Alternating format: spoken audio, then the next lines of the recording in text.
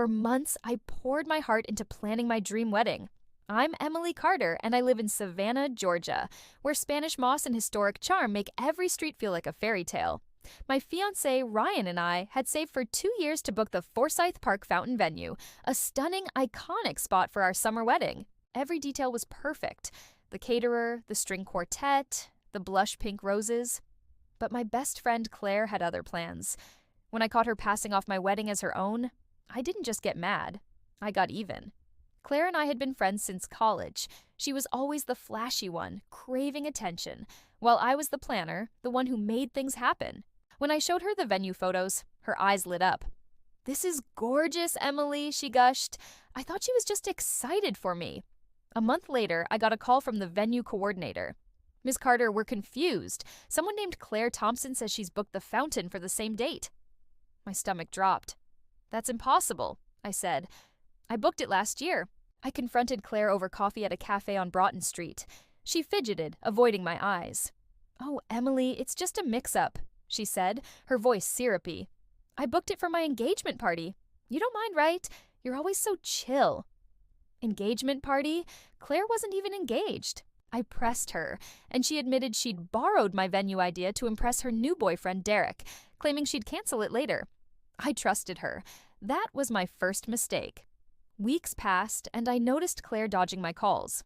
Then, Ryan showed me an Instagram post, Claire in a white dress, posing by the Forsyth Park fountain, captioned, "Wedding of my dreams." My heart sank.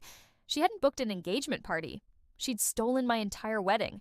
She'd used my vendor contacts, my date, even my floral arrangements, passing it all off as hers. Worse, she'd invited our mutual friends, who assumed I'd given her permission. The betrayal stung like a slap. I didn't confront her again. Instead, I planned. Claire thought she could waltz into my dream wedding. She'd learn the hard way. I called the venue, caterers, and quartet, confirming my original bookings were secure. Claire had lied to them, claiming I'd transferred everything to her. I straightened it out, but I didn't stop there. If Claire wanted a show, I'd give her one. The wedding day arrived, humid and golden. I let Claire think she'd won. She strutted into the venue in a knockoff gown, beaming as guests arrived. Ryan and I waited nearby, dressed for our real ceremony later that evening at a private estate we'd quietly booked as a backup. I'd invited a few trusted friends to witness what came next. At the reception, as Claire raised a glass for her toast, I walked in holding a folder of evidence, emails, contracts, and receipts, proving the wedding was mine. The crowd fell silent. "Claire," I said, my voice steady, "you forgot one detail. This is my wedding." I handed the folder to Derek, who looked confused. "She stole every part of this. Venue, flowers, even the menu. Check the dates on those contracts." Gasps rippled through the guests. Claire's face turned crimson. "Emily, stop," she stammered. "You're ruining everything." "Ruining your lie?" I shot back. "You took my dream and tried to sell it as yours. I'm just taking it back." Derek flipped through the folder, his expression darkening. Guests whispered, pulling out phones to record. I turned to the crowd. "The real wedding's happening tonight. You're all invited. Except Claire." I walked out, Ryan's hand in mine, as her fake wedding imploded behind us. By evening, my real wedding at the estate was perfect. Friends who I'd seen Claire S. meltdown filled me in. Derek dumped her on the spot, and half the guests left after my speech.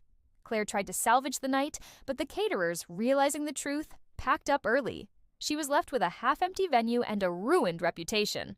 My phone buzzed with her texts. Apologies, excuses, please. I blocked her number. The next day, I posted a single photo from my wedding on Instagram. Me, Ryan, and the fountain in the background.